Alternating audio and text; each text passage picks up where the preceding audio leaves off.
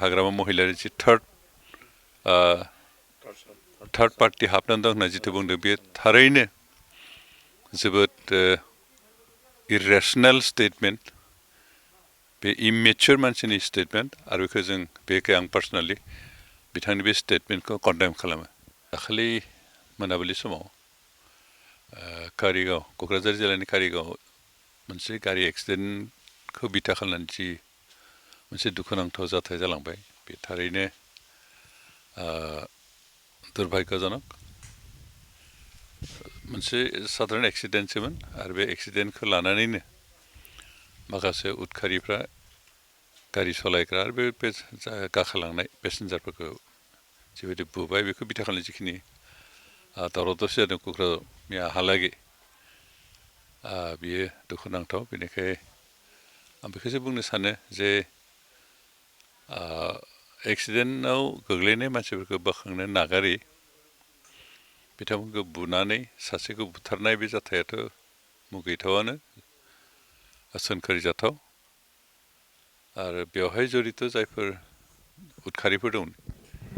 बिथांमोनखौ इतिमধ্যে माखासेखौ हमबाय होननानै जों खबर मोनदों। बिथांमोनखौ आयेननि प्रक्रियानि गेजेरजों आयेननि नेमखान्थिनि गेजेरजों साजा होनांगौ बेखौ जों बुंगोन। खिन्थु बे जाथायखौ लानानैनो जाहाथे जोंनि गेजेराव कमिउनेल जाहाथे क्लेश जाया आं बेखौसो खावलायनो सानदों। इतिमধ্যে बे एसे कमिउनेल क्लेशनि लाइनाव थांदोंमोन खिन्थु मैया मोनाबिलिहालागै जिखिनि खबर मोनदों बेयाव एडमिनिस्ट्रेसना जथेस्थ' बेबस्था लानानै एसे सिटुवेसनखौ कन्ट्रल खालामनाय अबस्था लाबोबाय बे थारैनो मोजां जादों। दिनै आं बेखौसो बुंनो सानदों जे मोनसे जाथायफोरखौ लानानै जों गासै समावनो कमिउनेल सिन्ताधाराजों खामानि मावबा जानाय नङा। बेनिखाय आं बेखौनो खावलायदों जोंहा बर'फोरनि जेसेबां दल संगठन दं आरो सान्थालफोरनि जेसेबां दल संगठन दं बिथांमोना जाहाथे नैबे जाथायखौ लानानै अर सुनो नाजाया बरन्स बे दल संगठनफ्रा ज' जालायना सावरायलायनानै गाव गावनि हारिनि सुबुंफोरखौ जाहाथे नियन्त्रण खालामनो कन्ट्रल खालामना लाखियो जों जाहाथे रिस्ट्रेन्ट সংযত जानानै जाहाथे सिटुवेसनखौ कन्ट्रल खालामनो नाजायो बेनि थाखाय आं खावलायदों बेनि थाखाय खामानि मावनो खावलायदों। दिनै जों सान्थालफोरानो जा बर'आनो जा गोबां बोसोरनिफ्राय लोगोसे थाबोदों आरो थांनाय 5 बोसोर बेखि इउपिपिएल नेतृत्व जि सरकार बे सरकारा गोजोन थासारि लाबोनायनि थाखायनो खामानि मावदोंमोन आरो थांनाय 5 बोसोरा गोजोन थासारिनि गेजेराव दंमोन।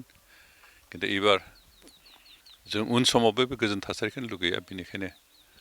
जोंनि आथिखालनि सरकार बेनिफ्राय सान्थाल जनगोष्ठीनि स्टुडेन्ट इउनियन साहित्य सभा आरो गुबुन गुबुन संगठन लोगोसे बर'फोरनि बर' फरायसा आफाद बनसु बर' थुनलाइ आफाद आरो गुबुन गुबुन जेसेबां संगठनफोर दं बिथांमोना जाहाथे गाव गावनि जनगोष्ठीखौ कन्ट्रल लाखिलायना बुजायलायनानै अर जोंब्लावनाय लामाथिं थांनायनिफ्राय जाहाथे होबथालायो बेखौनो खावलायदों। जिहेतु जों सान्थियाव थानांगोन गोजोन थासारियाव थानांगोन आरो अब्लासो जों जौगानाय खामानिफोरखौ मावनो हागोन। बै बाथ्राखौ लानानै बेखौ केन्द्र खालामनानै हाग्रामा महिलारि जि थार्ड पार्टी हाबनानै दं होनना जिथु बुंदों बे थारैनो जोबोद इरेसनेल स्टेटमेन्ट बे इमेच्योर मानसिनि स्टेटमेन्ट आरो बेखौ आं पार्सनेलि बिथांनि बे स्टेटमेन्टखौ कन्डेम खालामो। बे समाव जों ज' जालायनानै बोरै सिटुवेसनखौ कन्ट्रल खालामनो हायो बोरै गोजोन थासारि लाबोनो हायो बेनि थाखायसो खोथा बुंनांगोन। खिन्थु बिथाङा डिभिजिभ फर्स राजनितिक मुलाम्फानि थाखाय डिभिजिभ जिथु स्टेटमेन्ट होदों बेयो सासे लिडारनि खुगानिफ्राय बिदि जानाङामोन आरो बेनिखायनो बिथांनि जिथु स्टेटमेन्ट आं बेखौ कन्डेम खालामदों। बिथाङा जिहेतु बिटिसिनि जि 26टा जनगोष्ठी दं बे 26टा जनगोष्ठीनि दैदेनगिरि आरो 26टा जनगोष्ठीया जयै गोरोबलायना थांना थानायनि बेबस्थाखौ बिथाङा सिन्था खालामना खामानि मावनांगौ। खिन्थु बेखौ सिन्था खालामालासिनो मोनसे डिभाइड एन्ड रुल खालामलायनानै गावनि गादिखौ बासायना लाखिनायनि जि षড়यन्त्रजों बिथाङा खोथा बुंदों बे थारैनो जोंनि थाखाय मुगैथाव आरो बेखौ जों लुगैयाखैमोन जे हाग्रामा महिलारि बायदि लिडारनिफ्राय बेबायदि स्टेटमेन्ट आसा खालामाखैमोन आरो बेनिखायनो बिथांखौ खावलायदों जाहाथे इन फिउचार बेबायदि डिभिजिभ सेन्टिमेन्ट लानानै जाहाथे खोथाफोरखौ बुङा खिन्थु गासैबो जाति जनगोष्ठीखौ गासैबो दल संगठनखौ नैबायदि सिचुवेसन बोरै फोथायलायनानै खामानि मावलांनो हायो बे बाथ्राखौ नोजोर होनो जाहाथे बिथाङा खामानिखौ आं बेखौनो खावलायबाय